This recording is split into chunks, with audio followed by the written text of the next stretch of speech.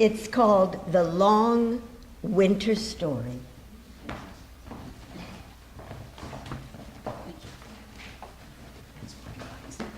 That's great, thanks. Okay. All righty. You all set? Okay. So this is a story that comes from Canada, and it's called The Long Winter Story. Before any humans walked the earth, when the world was the land of animals, a very long winter set in. The sun did not come out for 3 years. Imagine that, 3 whole years. The air was always dark. Thick clouds hung low and covered the sky. It snowed all the time. The animals were suffering very much from this long winter. The lack of food was alarming enough, but the lack of heat made it almost unbearable. They became frightened, and they called for a grand council to be held. All the beasts, birds, and fishes of all sizes and shapes were invited. At the grand gathering, as the animals looked out, they realized that there was one creature in all the animal world that was missing. You want to guess who that might be? Anybody? Want to guess? No, there were no. This is way long before humans. So this wasn't. What did you say? You're right. Oh my goodness. You're right. Then they realized that no one had seen any bears for 3 years. All the animals quickly agreed that the most important thing to do was to find out what had become of the heat, for without heat, their sufferings would never end. Yes, the heat must be found, and it must be brought back again. They decided several quick and brave animals would go on a search mission to the upper world. That's where they suspected the heat had been taken. So here were the animals that were chosen for the mission: the lynx, the fox, the wolf, the wolverine, a mouse, and 2 fish. A pike, which is a freshwater fish, and a dogfish, which is a kind of a small shark. It's a funny name for a shark. After much traveling far and wide through the air, the group finally found the hidden doorway that opened up to the upper world. Excited, they all climbed upward to the world above. After exploring the upper world for a time, they saw a lake. By the lake burned a campfire with a teepee beside it. By the teepee were 2 young bears. They asked the cubs, "Where's your mother?" And they said that she was off hunting. Inside the teepee, a number of big round bags were hanging up. The animal visitors pointed to the first bag and asked, "What's in that bag?" "That," they said, "is where our mother keeps the rain." "Oh, and what's in this one?" the animals asked, pointing to a second bag. "That," the cubs answered, "is the wind." "And this one?" "That's where mother keeps the fog." "And what about this next bag?" the animals asked. "Oh, we cannot let you know that," said the cubs. If our mother told us it was a big secret, and if we let it out, she'll be very angry, and she'll bop us on our heads when she returns." "Oh, don't be afraid," said the fox. "You can tell us. She'll never know." Then the cubs whispered, "That's where she keeps the heat." Said the visitors. They glanced at one another and stammered their goodbyes. Outside the teepee, they rushed to a hidden spot and they held a quick council. Their first agreement was to quickly move because the mother bear might return at any time. This they did, and they found a safer spot to hide. The next topic was a little more difficult: how to capture the bag with the heat. "We need to distract old Mother Bear somehow," said the fox. "I know," said the lynx. "I'll change myself into a deer on the other side of the lake." "Good idea," said Wolverine. "The mother bear will see you across the lake and she'll want to hunt you. She'll have to paddle her boat across the lake, and that will give us some time to get the bag with the heat." "Better Better yet, squeaked the mouse. I'll chew a deep cut in the bear's paddle near the blade, so it'll take her even longer to canoe across. Yes, yes, cried the others. So, Lynx went around to the other side of the lake and turned into a deer. Now as a deer, he wandered near the edge of the lake to attract Bear's attention. In the meantime, Mouse scrambled into the bear's canoe and chewed a deep cut in the handle of the paddle close to the blade. The others hid near Bear's teepee. When one of the bear cubs saw the supposed deer across the lake, he cried out, "Look at the deer on the opposite shore, Mama!" The old mother bear immediately jumped into the canoe and paddled toward it. Deer walked slowly along the beach, pretending not to see the canoe, so as to tempt Bear to paddle up close to him.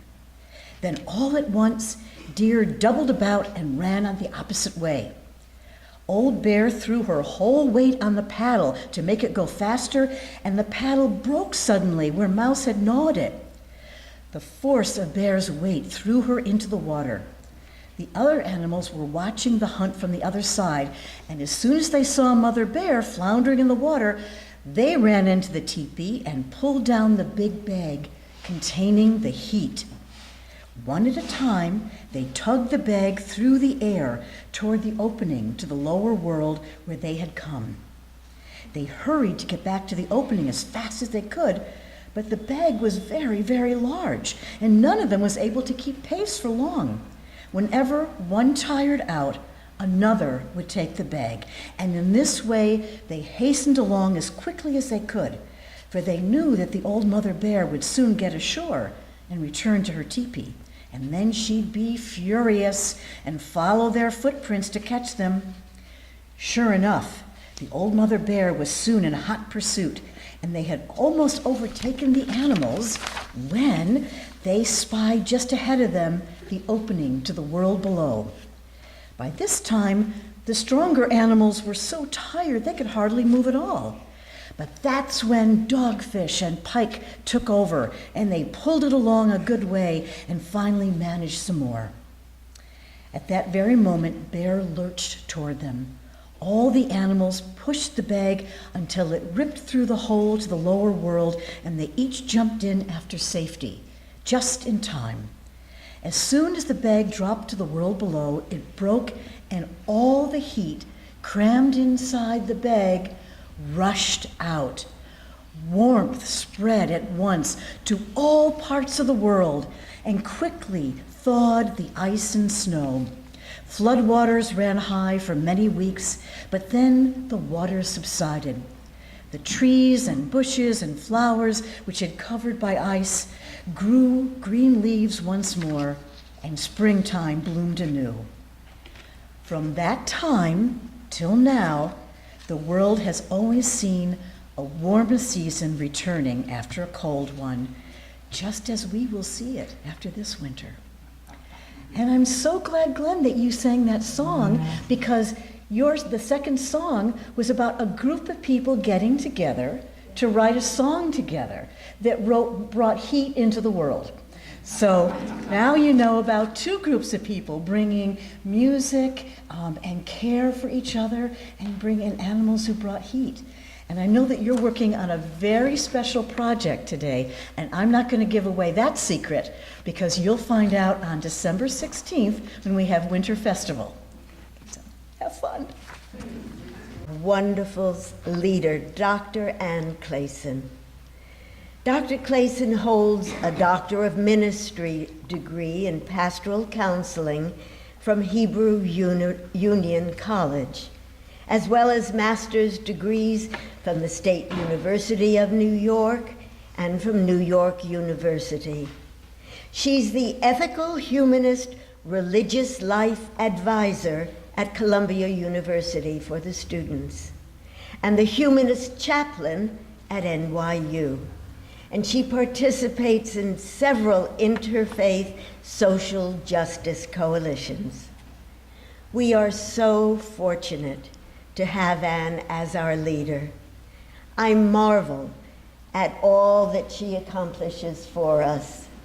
making our society so rich in programs, in member activities, and coalitions with other organizations that share our values. Thanks to her tireless work and her wisdom, it is a pleasure for all of us to be members of the society. Today, she will be speaking on Winter Reflections. And I start with a poem called, appropriately, December, and it's by Lucy Shaw. A 48-hour fall with more to come, our life suspended. The flakes, heavy and discreet, rise on roof and rail to loaves of snow. The generous sky breeds a pearly light with no shadow. We up the heat against the forecast drop. Voices on the phone agree, it's beautifully dangerous. Stay home. Somewhere the repeated, muted sound, a shovel, shifting from a sidewalk its soft, square load. It certainly became December quickly, didn't it? I think it's a sign of my age, because when I was younger, time just seemed to crawl, and now it just flies by. When we turned our clocks back from daylight savings time, losing an hour of light in the early evening, it can herald the start of another full, dull, and dreary winter. And for nearly 10% of Americans, the oncoming darkness and chill may trigger a more serious seasonal depression, a condition that's called, appropriately by its acronym, S.A.D, Seasonal Affective Disorder. Symptoms can include anxiety, oversleeping, social withdrawal, and, oh dear, weight gain. I took a look at the Mayo Clinic. I love the Mayo Clinic. They're in Rochester, Minnesota. And I like many things that they post on their website, including sort of their mindfulness and spirituality that goes beyond a more traditional faith understanding of spirituality. They do a lot of good work. And so I looked into that in terms of, what are those symptoms, what are the causes, and what are the treatments of it. And I wondered about that because in many ways I look forward to winter. And that could be because I grew up in the snow belt of Western New York State, so I had no choice. It's sort of like the song Let It Be. And as you were telling about that song, I thought how much it reminded me of Stoicism. And we offer a class here, Massimo Paolucci offers a class on Stoicism.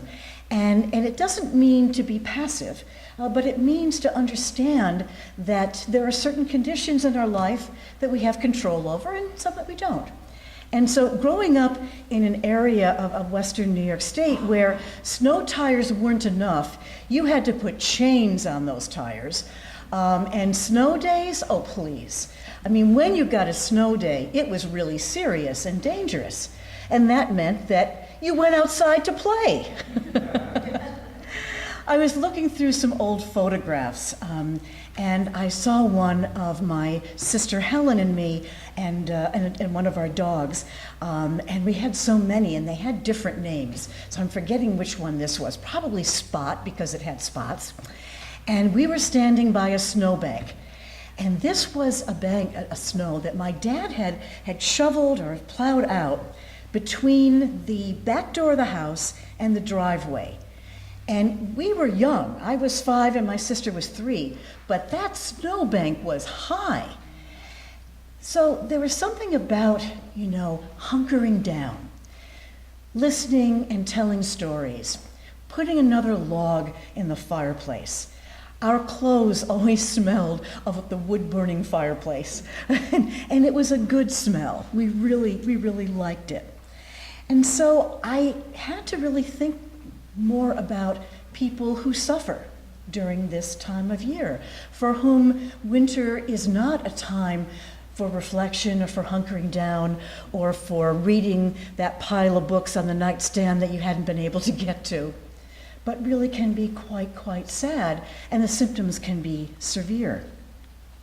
So as the Mayo Clinic says, don't brush off that yearly feeling as simply a case of the winter blues or a seasonal funk that you have to tough out on your own. Take steps to keep your mood and motivation steady throughout the year. I think there are so many different ways that we can do that. And I think that one of the reasons that we don't, and that we don't slow down, is because we live in a culture, in a society, in work environments that require us to be on 24/7, right? We always have something to do. Our list of things to do grows longer and longer, and even as we cross off one thing, we've added 5 more. And we feel that we must do this.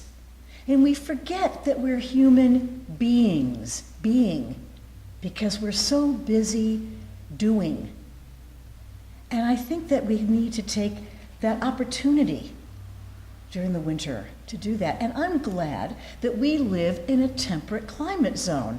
I would not want to live in Florida, where my in-laws lived, and I know they were not snowbirds. My father-in-law said, if we're going to go to Florida, we're going to settle there and we're going to become part of a community. We're not going to be part-time here and part-time there. So that's what they did. But of course, we would go to visit them. And I have to admit, there's something nice about a trip, a vacation during the winter where it's sunny. The New Yorker recently had a cartoon with 2 birds on a tree limb, and one of them says to the other, you know, we fly south for the winter. Why do we come back? But I feel so fortunate to live in a temperate zone where we have the 4 seasons. Now, of course, we're aware that with global climate change, we don't know what kind of seasons we're going to have in the future. We don't know what's going to happen. So we may actually be nostalgic for this time of seasons. But while we have it, let's be aware of it and let's enjoy it to some extent. If you have those symptoms of S.A.D, and that's the seasonal disorder, you may hate this song. And you may hear it all the time. Because if you go into any store, you're going to hear Christmas carols. I went into my local Rite Aid pharmacy, and on the day before Thanksgiving, they were already playing Christmas carols. And somebody must have said something to someone there, because in the middle of one of the carols, it stopped. And then there was no more music.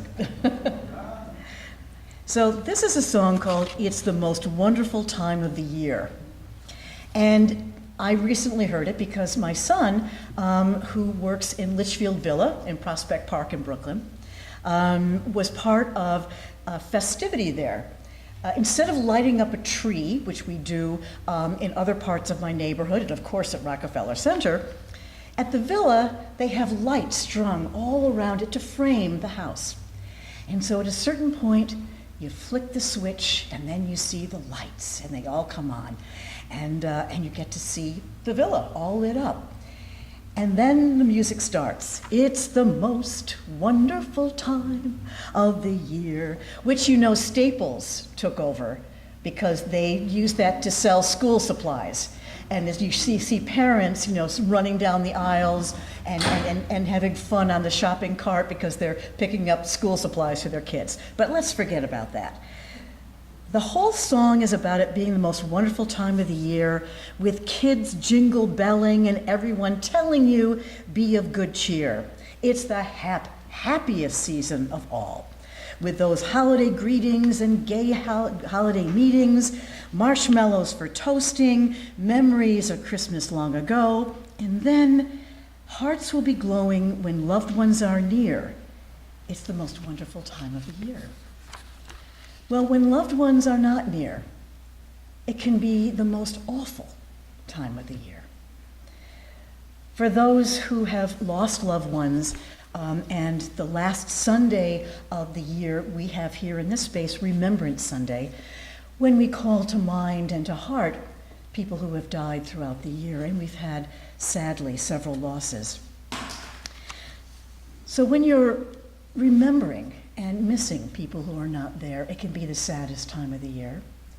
When you're estranged from family and friends, it can be a very sad time of year. Before Thanksgiving, I saw a number of articles about how to have a civil conversation with your family at Thanksgiving. Don't talk about politics, don't talk about religion, there's a whole list of things of what not to talk about. And then if you decide to take the risk, how to do that. And there must have been half a dozen of them. And some of them I shared on my Facebook timeline, and some of them I shared on my Parenting at Ethical or my Weddings at Ethical Facebook pages, some of them. And I thought, is this helpful? Is it helpful? Well, it may be for some, it may be. How do we navigate? How do we negotiate challenging situations with family and friends when what we feel so passionate about and what others may feel passionate about conflict in some way? So some of those symptoms, again, getting back to this winter onset, which can also be called winter depression, is a kind of an oversleeping, but that bear in the story was hibernating. There is something to be said, for sleeping a little later, for maybe going to bed a little earlier. There may be some appetite changes, there may be some tiredness or low energy. And the causes of that are our biological clock. We have a reduced level of sunlight in the fall, and that may affect us in some way. That decrease in the sun with our internal clock may also cause a drop in our serotonin levels, also in our melatonin levels. So you see, I'm giving you a little bit of the cognitive piece, a little bit about the health-related science piece. So it's not all in your head, it is in your body. It's in your body and the different levels of chemicals in your body. So recognize it, be aware of it. Take a body scan and see how you're feeling. There are treatments for it. It may include light therapy. Do any of you remember that old TV show called Northern Exposure? It was set in Alaska. And one of the characters who was very, very depressed, and of course, Alaska, it's pretty far north, and it's going to be, a long winter and long dark nights. And so one of them got what's called a special light box. And he put it on, and he had the light box, and he was feeling super. And of course, the doctor in this series said, don't wear it all the time. In fact, set your timer, because if you don't set the timer, you're going to throw yourself off. But when you feel good, you want to keep feeling good. And of course, the story plays out that he doesn't turn it off, and he goes a little crazy. But there is in fact light therapy with special boxes, and although there's been some research on it, it's kind of limited, but it appears to be effective in as much as it appears to cause a change in the brain chemicals linked to mood. And so that could be the first line of treatment if it's a very serious condition. However, the Mayo Clinic says before you purchase a light box, consult with your doctor about the one that's best for you and familiarize yourself with the different features, and make sure you buy a timer, because you don't want to have it on all the time. But this also speaks to the mind-body connection. And I often feel that one of my tasks as one of your leaders is to remind us all of that mind-body connection. So often in the history of ethical culture, and in particular of the New York Society, as I gaze upon our founder, Felix Adler, we emphasized the mind over the body, right? Very intellectual. Felix Adler taught philosophy at Columbia. So many of that first generation of leaders had PhDs in philosophy, and they were erudite, and they were wonderful, and they inspire us. However, they didn't remind us about the mind-body-spirit connection. And that could be that perhaps they were just more comfortable in their minds. But we also need to recognize that we have emotions. We have feelings and emotions and thoughts, and sometimes we feel like we're going crazy. And so we need to take that deep cleansing breath and find our balance.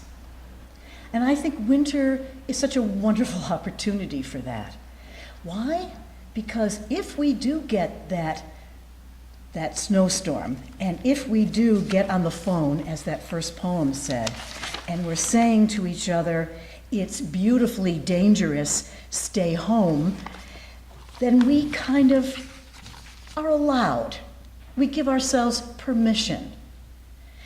And it isn't interesting that we have to have some sort of bad weather or something that's a little intense for us to give ourselves permission to take that deep cleansing breath, to do that body scan, right?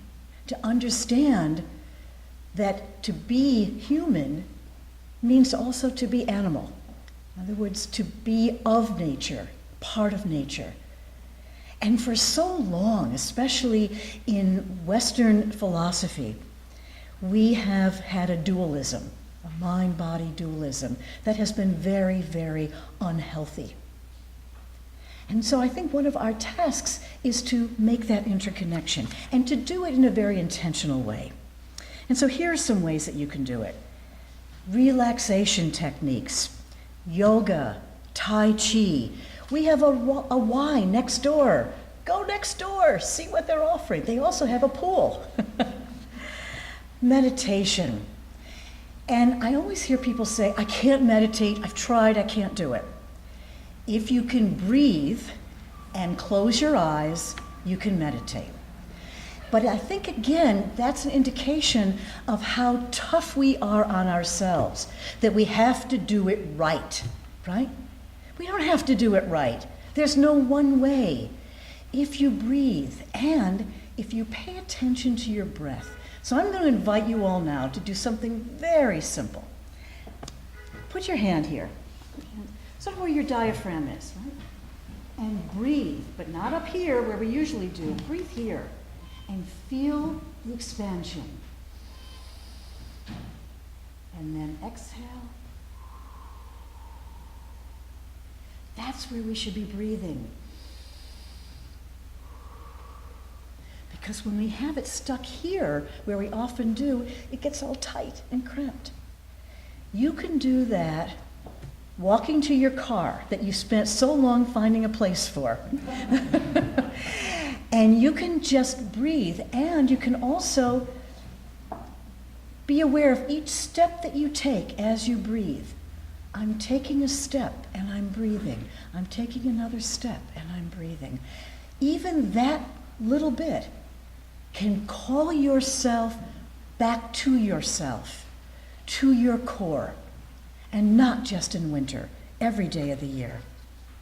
There's also wonderful guided imagery. Sandra, one of our members, loves to listen to tapes, and she listens to the meditation and the guided imagery. Music. Listen to music.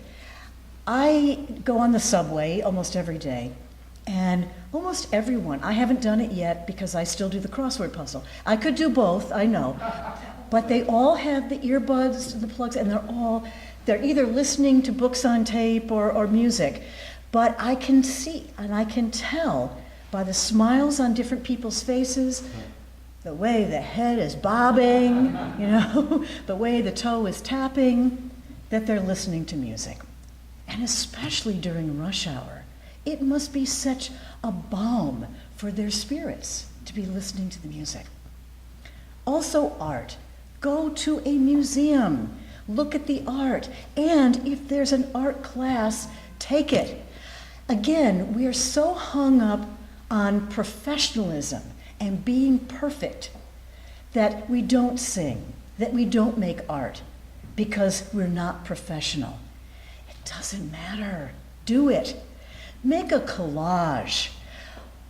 We have retreats, the National Leaders Council, other ethical culture leaders. We have once a year a retreat, and we try not to do any business during that retreat. Of course we do. But we try to set aside time, and part of it, one time we did collages. We brought magazines, we cut them up, we had yarn, we were kindergartners in our element. And I can't tell you how good we felt and how productive we were when we did get to that business meeting. Enjoy yourselves. So, make your environment sunnier and brighter. Open up the blinds. Trim the trees that might be blocking the sunlight, or add a skylight to your home. Sit closer to the windows in your office or at home. And then get outside. Central Park is right here, folks. It's the great, great gift that we have. Get outside, take a walk, eat your lunch outside, soak up the sun, even on a cloudy day. And exercise. Oh, exercise. I have an exercise bike at home. And so Thanksgiving Day, I figured I was going to eat, so I better get on that exercise bike. So I'm watching the Macy's Day Parade, and I'm on the exercise bike. And afterwards I said, this is so good, I can do this every day. There's no reason not to do it every day. I did it for 4 days. It has now been a few days since. But even a little bit helps. Even a little bit can help. And I think, again, it's about making that connection. Remembering that you have a body and loving your body, loving it. So, another way is to get enough sleep, but don't hibernate, and socialize. So I'm hoping that all of you will stay after, especially people who are here for the first time, will join us for lunch next door, because socializing is also a wonderful thing that you can do to treat this depression. And then take a trip. It doesn't have to be a long trip. It can just be a short trip. When we went, now unfortunately we had a lot of rain this year, so we didn't make the field trip, but on our retreat the year before, our members retreat, we took a field trip to Storm King. And it's beautiful, but during the winter, I think it's even more beautiful, because you see the sculptures, and in the wind, the sculptures are moving. Storm King isn't that far away. Plan a trip. So, in closing, be aware of yourself and take care of yourself and take care of others. Thank you again for your song. Because we are the answer for each other. Whatever the question is, we are the answer for each other. I close now with a poem that is, I want to make one more point. Children's literature. We had a stoop sale a few years ago, and my kids were taking out all their children's books, and I was taking them back inside. And I still buy children's books. I'll tell you, winter literature, there's just a whole genre of children's winter literature that is lovely. And many of them, like The Snowman, is a picture book. Do yourselves a favor. Just look at The Snowman, and there's also a video of it with beautiful music. So I'm going to add that. The Mayo Clinic doesn't mention it, but I'm going to add, read children's winter literature. In closing, the poem I'm reading is actually the first poem in the collection that I've given you. And so that's my gift to you, these poems, because you know that I love poetry, and I love to begin and end every platform with one. There are some challenging poems in there, and some that may not, that may get you to be thinking. And I think that's what good poetry should do. It can be a balm for our spirits. It can also be a wake-up call. It can also challenge us. This one is by Patricia Ferganoli, and it's called Winter Grace. And if you haven't, you might read along. If you have seen the snow under the lamppost, piled up like a white beaver hat on the picnic table, or somewhere slowly falling into the brook to be swallowed by water, then you have seen beauty and know it for its transience. And if you have gone out in the snow for only the pleasure of walking barely protected from the galaxies, the flakes settling on your parka like the dust from just born stars, the cold waking you as if from long sleeping, then you can understand how, more often than not, truth is found in silence. How the natural world comes to you if you go out to meet it. Its icy ditches filled with dead weeds, its vacant birdhouses and dens full of the sleeping. But this is the slowed down season, held fast by darkness. And if no one comes to keep you company, then keep watch over your own solitude. In that stillness, you will learn with your whole body the significance of cold and the night, which is otherwise eluding you.